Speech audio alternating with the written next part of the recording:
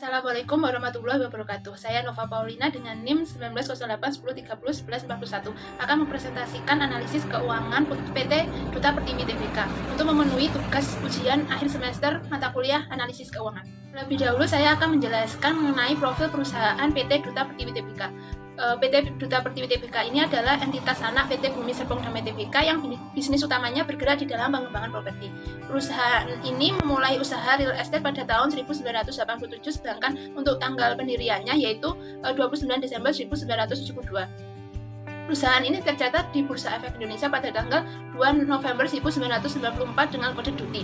Pada tahun 2010, perusahaan ini diakuisisi oleh PT Bumi Serpong Damai Tbk, dan perusahaan ini merupakan perusahaan sektor H, properti atau real estate. Selanjutnya yaitu perhitungan laba operasi dan perhitungan laba non operasi. Nah, ini didapatkan dari laporan laba rugi PT Duta Pertiwi Tbk.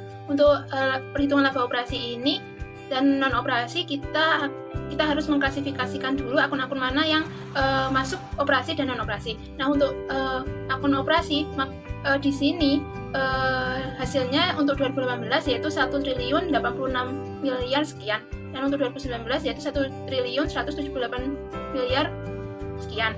Nah, sedangkan untuk perhitungan laba non operasi itu didapatkan hasil yaitu 39 miliar 728 sekian, dan tahun 2019 yaitu 111 miliar 330 juta sekian. Pada perhitungan ini laba operasi dan operasi mengalami kenaikan yang signifikan. Selanjutnya yaitu menghitung penghasilan komprehensif PT Duta Pertiwi Tbk. Nah, untuk penghasilan komprehensif ini sudah tertera jelas di laporan laba rugi PT Duta Pertiwi Tbk, yaitu sebesar untuk 2018 1.137 miliar sekian, dan untuk 2019 yaitu 1.283 miliar sekian. Ini mengalami kenaikan karena laba tahun berjalan ini juga mengalami kenaikan. Sedangkan untuk pos luar biasa, pos khusus, dan operasi yang dihentikan pada laporan keuangan atau laporan laba rugi di perusahaan ini tidak terdapat peristiwa atau transaksi yang dapat mempengaruhi pos-pos tersebut. Jadi tidak terdapat akun-akun untuk pos luar biasa, pos khusus, dan operasi yang dihentikan.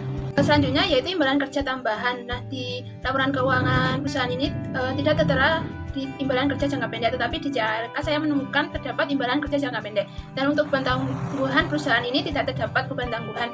Sedangkan untuk kebijakan akuntansinya yaitu yang pertama perubahan amandemen dan penyesuaian PSAK dan ISAK, terutama pada PSAK nomor 72 yang berdampak signifikan terhadap laporan keuangan konsolidasian. Dan kedua, kebijakan akuntansi dalam penyusunan laporan keuangan konsolidasian ini adalah konsisten sesuai dengan kebijakan untuk tahun-tahun sebelumnya.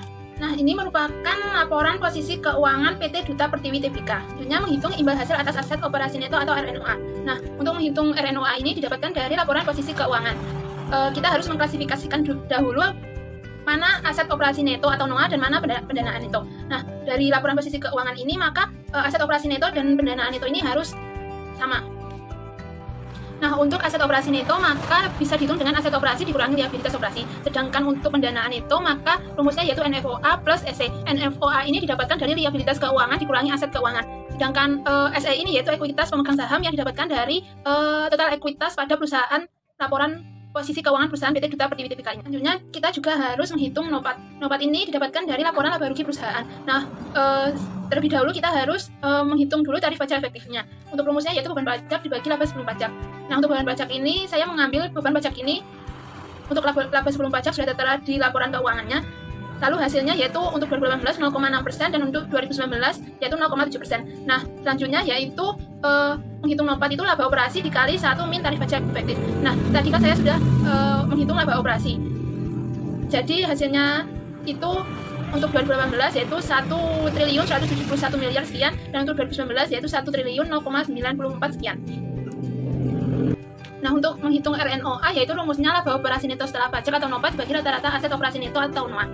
Laba operasi neto setelah pajak ini didapatkan dari yang tadi pakai tarif pajak efektif, dan untuk rata-rata aset operasi neto NOA itu tadi saya sudah menghitung NOA 2018 tambah NOA 2019 dibagi 2. Nah, untuk RNOA tahun 2018 hasilnya sebesar 11% dan untuk 2019 juga sebesar 11%. Jadi pada perhitungan RNOA dengan menggunakan NOPAT ini Disimpulkan bahwa perusahaan ini sudah bisa mengelola aset operasinya dengan cukup baik dan efisien, sehingga bisa menghasilkan laba operasi yang cukup baik pula, sehingga tingkat pengembalian aset operasinya sudah cukup baik. Jadi pada tahun 2018 dan 2019 ini untuk RNOA-nya juga stabil. Selanjutnya yaitu menghitung imbal hasil atas ekuitas pemegang saham biasa atau ROCE. ROCE ini rumusnya yaitu laba neto dikurangi dividen saham preferen dibagi rata-rata ekuitas pemegang saham biasa. Nah, untuk laba netonya saya mengambil laba tahun berjalan pada laporan laba rugi perusahaan ini, dan untuk dividen saham preferennya tidak ada untuk perusahaan ini.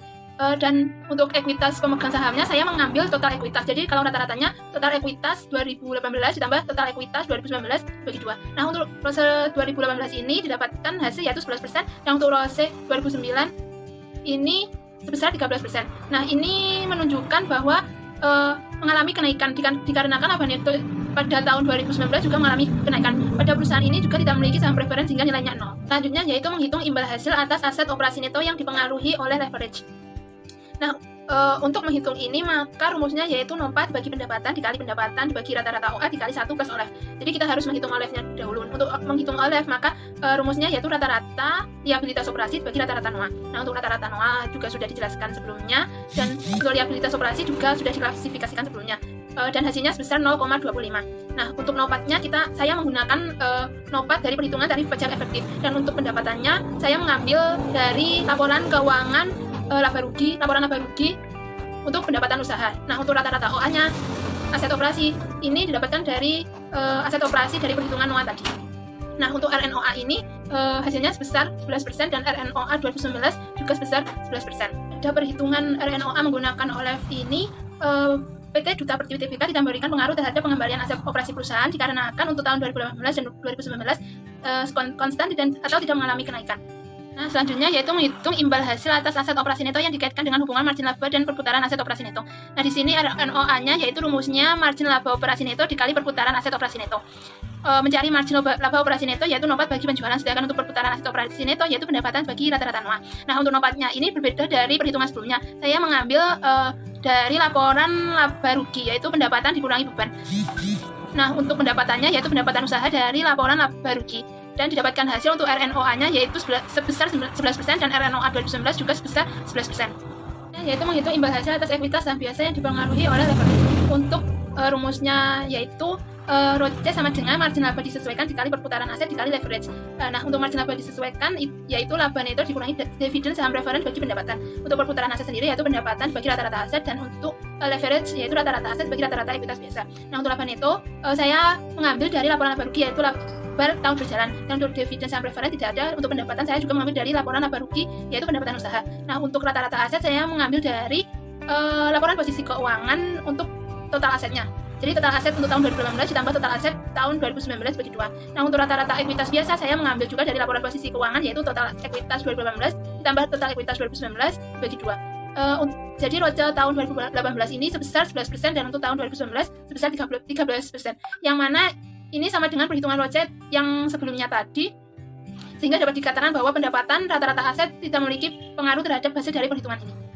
Yang menghitung imbal hasil atas modal yang diinvestasikan yaitu ROIC. ROIC ini rumusnya yaitu laba neto dibagi modal investasi. Untuk laba neto saya mengambil dari laporan laba rugi yaitu laba tahun berjalan, dan untuk modal investasi saya mengambil total ekuitas dari laporan posisi keuangan.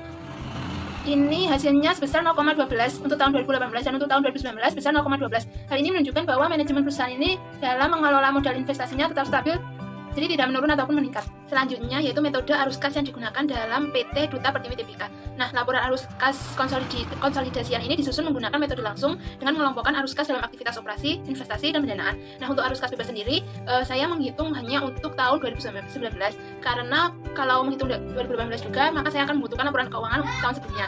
Nah, untuk rumusnya sendiri yaitu NOPAT dikurangi perubahan NOA.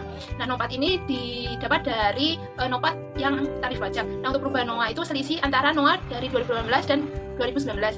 Hasilnya yaitu 105.863 juta sekian. Hasil ini menunjukkan nilai yang positif, yaitu mencerminkan jumlah yang tersedia untuk aktivitas bisnis setelah penyisihan untuk kebutuhan pendanaan dan investasi guna mempertahankan kapasitas produktif saat ini. Selanjutnya yaitu rasio kecukupan arus kas. Nah, rasio kecukupan arus kas ini didapat dari laporan arus kas. Untuk rumusnya sendiri yaitu jumlah kas dari operasi selama 2 tahun dibagi jumlah pengeluaran modal ditambah penambahan persediaan ditambah dividen selama 2 tahun. Nah, untuk kas operasi ini didapat dari kas bersih neto dari aktivitas operasi selama 2 tahun yaitu tahun 2018 dan tahun 2019. Dan untuk jumlah pengeluaran modal ini didapat dari penjumlahan perolehan aset tetap dan perolehan properti investasi selama 2 tahun juga. Nah, untuk penambahan persediaan saya menggunakan pembelian tanah karena pada perusahaan ini persediaannya itu pembelian dari tanah. Dan juga selama 2 tahun. Dan untuk dividennya itu saya mengambil dari aktivitas pendanaan, yaitu pembayaran dividen juga selama 2 tahun. Dan diperoleh hasil 2,19. Ini menunjukkan bahwa selama 2 tahun untuk periode yang berakhir pada tahun 2019, arus kas operasi cukup untuk menutup dividen dan pertumbuhan operasi, karena hasil dari rasio kecukupan arus kas ini lebih dari 1 yang merupakan tolak ukur bahwa sebuah perusahaan tercukupi akan kebutuhan uang tunai tanpa membutuhkan pendanaan eksternal. Selanjutnya yaitu rasio reinvestasi kas. Rasio reinvestasi kas ini juga didapat dari laporan arus kas. Untuk arus kas operasi ini didapat dari arus kas bersih dari aktivitas operasi tahun 2018 atau 2019 dikurangi dividen-dividen juga dari laporan arus kas dibagi aset tetap bruto. Nah, aset tetap bruto ini saya ambil dari catatan atas laporan keuangan untuk aset tetap. Aset lain-lain juga terdapat pada laporan posisi keuangan. Sedangkan modal kerja ini yaitu aset lancar dikurangi total liabilitas jangka pendek. Nah, untuk aset tetap bruto ini tadi ditambah juga dengan goodwill ya. Nah, untuk 2018 diperoleh hasil 22% dan untuk 2019 diperoleh hasil juga 22%. Nah, ini menunjukkan bahwa dengan nilai 22% ini cukup mencerminkan kepuasan sehingga dapat dikatakan bahwa kas operasi yang ditahan dan diinvestasikan pada perusahaan ini cukup dapat mengembalikan ke perusahaan untuk mengganti aset dan pertumbuhan operasi. Hal ini dikarenakan investasi yang tinggi terutama pada akun efek-efek dan total aset, yaitu menganalisis likuiditas PT Duta Pertiwi Tbk. Nah, pertama yaitu rasio lancar. Untuk menghitung rasio lancar, maka rumusnya aset lancar dibagi liabilitas jangka pendek. Nah, ini didapat dari laporan posisi keuangan untuk total aset lancar dan liabilitas jangka pendek pada total liabilitas jangka pendek. Nah, didapatkan hasil untuk tahun 2018 besar 3,83 dan untuk 2019 besar 3,60. Ini menunjukkan bahwa rasio lancar tahun 2018 dan 2019 ini masih dikatakan stabil walaupun pada 2019 ini mengalami penurunan dikarenakan liabilitas jangka pendek dan aset lancarnya mengalami kenaikan. Akan tetapi aset lancarnya mencukupi liabilitas jangka pendek. Yang kedua yaitu rasio arus kas. Rumusnya yaitu arus kas operasi dibagi liabilitas jangka pendek. Nah, untuk arus kas operasi ini didapatkan dari laporan arus kas untuk arus kas neto yang diperoleh dari aktivitas operasi. Sedangkan liabilitas jangka pendek seperti tadi pada laporan posisi keuangan. Nah, untuk hasilnya yaitu 0,87 untuk tahun 2018 dan 0,69 untuk tahun 2019. Sebelumnya itu maaf ada kesalahan pengetikan, yaitu seharusnya untuk tahun 2019 itu rumusnya arus kas operasi. Nah, ini menunjukkan bahwa kedua tahun ini perusahaan ini mengalami kestabilan. Yang ketiga yaitu rasio cepat. Untuk rasio cepat rumusnya yaitu kas ditambah setara kas ditambah efek yang dapat diperdagangkan ditambah piutang usaha dibagi liabilitas jangka pendek. Nah, ini didapatkan dari laporan posisi keuangan. Kas didapat dari kas dan setara kas, dan untuk ada investasi jangka pendek juga dan investasi jangka panjang untuk efek yang dapat diperdagangkan dan piutang usaha. Nah, untuk hasil dari tahun 2018 yaitu 1,98 dan untuk tahun 2019 ini 1,78. Selanjutnya yaitu menganalisis cakupan laba perusahaan yang dikaitkan dengan beban tetap. Nah, hubungan laba dan beban tetap ini rumusnya yaitu laba yang tersedia untuk beban tetap dibagi beban tetap. Nah, untuk laba yang tersedia untuk beban tetap ini saya mengambil dari laporan laba rugi untuk laba sebelum pajak. Nah, untuk beban tetap saya mengambil beban bunga ditambah beban operasi tetap yaitu beban aktual. Nah, untuk hasilnya tahun 2018 yaitu sebesar 40,26 dan untuk tahun 2019 yaitu 33,20. Ini menunjukkan bahwa perusahaan ini memiliki laba yang tersedia untuk melunasi beban tetap perusahaan. Yaitu menghitung kesulitan keuangan menggunakan Altman score. Nah, untuk tahun 2019 yang pertama X1 modal kerja dibagi total aset. Nah, modal kerja di sini saya ambil dari aset lancar dikurangi liabilitas jangka pendek. Nah, hasilnya yaitu 0,30. Sedangkan X2 yaitu saldo laba dibagi total aset, saya ambil saldo laba ini diambil dari laporan laba rugi dan total aset ini diambil dari laporan posisi keuangan sebesar 0,53. Dan untuk X3 ini rumusnya laba sebelum bunga dan pajak dibagi modal kerja. Nah, untuk laba sebelum bunga dan pajak ini saya ambil dari laporan laba rugi untuk laba sebelum pajak dan hasilnya yaitu 0,32. Untuk X4 ekuitas pemegang saham dibagi total liabilitas. Nah, untuk ekuitas pemegang saham di sini saya mengambil dari jumlah ekuitas yang dapat diatribusikan kepada pemilik entitas induk dibagi total liabilitas untuk tahun 2018 dan tahun 2019 di laporan posisi keuangan dan hasilnya yaitu 2,73. Nah, untuk X5 yaitu penjualan dibagi total aset. Penjualan di sini saya ambil dari laporan laba rugi pada pendapatan. Nah, untuk total aset yaitu total aset 2018 dan 2019 dari laporan posisi keuangan yang itu sebesar 0,18. Nah, untuk menghitung Altman Z-score ini maka X1 ditambah X2 ditambah X3 ditambah X4 ditambah X5 dan ketemu hasilnya yaitu 4,06.